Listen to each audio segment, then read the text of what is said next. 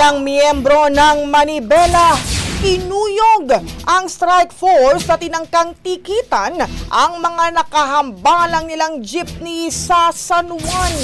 Brigada Jigo Custodio sa detalya. Jigo, ibrigada mo! Brigada!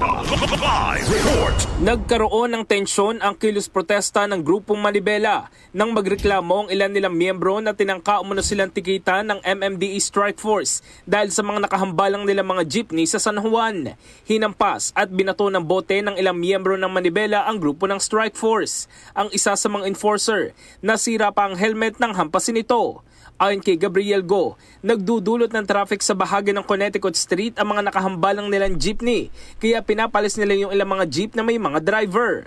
Paglilinaw pa niya, walang paninikit na naganap at pinapalis lamang sila dahil nagdudulot sila ng traffic sa lugar. Pinag-aaralan na ng MMDA ang legal na aksyon na pwede nilang gawin sa mga nanakit sa kanilang mga tauhan.